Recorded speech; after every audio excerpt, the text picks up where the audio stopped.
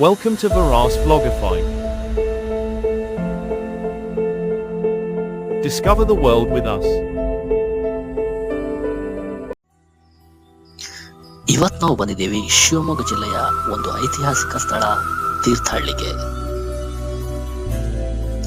ತುಂಗಾ ನದಿಯ ತೀರದಲ್ಲಿರುವ ತೀರ್ಥಹಳ್ಳಿ ಪಟ್ಟಣವು ಶಿವಮೊಗ್ಗದಿಂದ 61 ಕಿಲೋಮೀಟರ್ ದೂರದಲ್ಲಿದೆ. ಸಂಪೂರ್ಣವಾಗಿ ಮಲೆನಾಡಿನ ಮಡಿಲಿನಲ್ಲಿರುವ ತೀರ್ಥಹಳ್ಳಿ ತಾಲೂಕು ಕರ್ನಾಟಕ ರಾಜ್ಯದಲ್ಲಿ ಹೆಚ್ಚು ಮಳೆ ಬೀಳುವ ಪ್ರದೇಶಗಳಲ್ಲಿ ಒಂದು.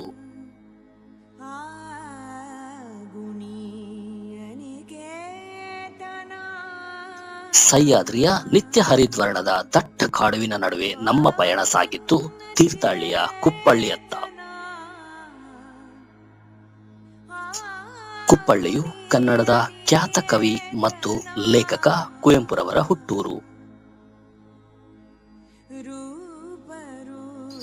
ಕುವೆಂಪುರವರ ಬಾಲ್ಯದ ಮನೆಯನ್ನು ಈಗ ರಾಷ್ಟ್ರಕವಿ ಕುವೆಂಪು ಪ್ರತಿಷ್ಠಾನವು ವಸ್ತು ಸಂಗ್ರಹಾಲಯವಾಗಿ ಅಭಿವೃದ್ಧಿಪಡಿಸಿದೆ. ಇದು ಇವರ ಸಾಹಿತ್ಯ ಮತ್ತು ವ್ಯಕ್ತಿತ್ವವನ್ನು ಜಗತ್ತಿಗೆ ಪರಿಚಯಿಸುವ ಕೇಂದ್ರವಾಗಿದೆ. 150 ವರ್ಷಗಳಷ್ಟು ಹಳೆಯದಾದ ಕುವೆಂಪುರವರು ಬೆಳೆದ ಮನೆಯನ್ನು 2001ರಲ್ಲಿ ಪುನರ್ನಿರ್ಮಿಸಲಾಯಿತು. ಮಲೆನಾಡಿನ ವಾಸ್ತುಶಿಲ್ಪಕ್ಕೆ ಉದಾಹರಣೆಯಾಗಿರುವ ಈ ಮನೆಯನ್ನು ಎಳ್ಳಷ್ಟು ಕುಂದು ಬರದ ರೀತಿಯಲ್ಲಿ ಎಲ್ಲರ ಕಣ್ಮನೆ ಸೆಳೆಯುವಂತೆ ಕವಿ ಮನೆಯನ್ನು ನಿರ್ಮಿಸಲಾಗಿದೆ. ಮುಖ್ಯ ದ್ವಾರದ ಮೂಲಕ ಮನೆಯನ್ನು ಪ್ರವೇಶಿಸಿದ್ದಂತೆ 3 ದಿಕ್ಕಿಗೂ 3 ಅಂತಸ್ತಿನ ಹೆಮ್ಮನೆಯ ಒಳಾಂಗಣ ದರ್ಶನವಾಗುತ್ತದೆ. ಮೇಲ್ಛಾವಣಿಗೂ ವಿಶಿಷ್ಟ ವಾಸ್ತು ವಿನ್ಯಾಸದ ಪಕ್ಕಸಿಗಳನ್ನು ಬಳಸಲಾಗಿದೆ. ಮನೆಯ ತುಂಬೆಲ್ಲ 100 ಕಂಬಗಳದ್ದೇ ಕಾರುಬಾರು.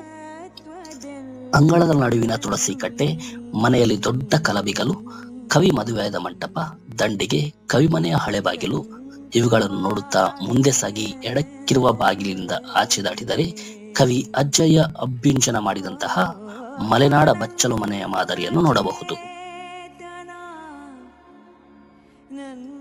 ನಡುಮನೆಯಿಂದ ನೇರ ಒಳೆ ನಡೆದರೆ ಅಡುಗೆ ಮನೆ, ಎಡಭಾಗದಲ್ಲಿ ಒಲೆಸರ, ಹೊಗೆ ಕಂಡಿ, ಗೋಡೆಗಳ ಪಕ್ಕದಲ್ಲಿ ಜೋಡಿಸಿಟ್ಟ ಕವಿಮನೆಯ ಪಾತ್ರೆಗಳು, ಮಡಿಕೆ, ಮಣ್ಣಿನ ಸರಗೋಲು, ಕಡಗೋಲು ಕಂಬ, ಅನ್ನ ಬಸಿಯುವ ಬಾಗುಮರಿಗೆ 10 ಹಲವು ಸಲಕರಣೆಗಳನ್ನು ನೋಡಬಹುದು.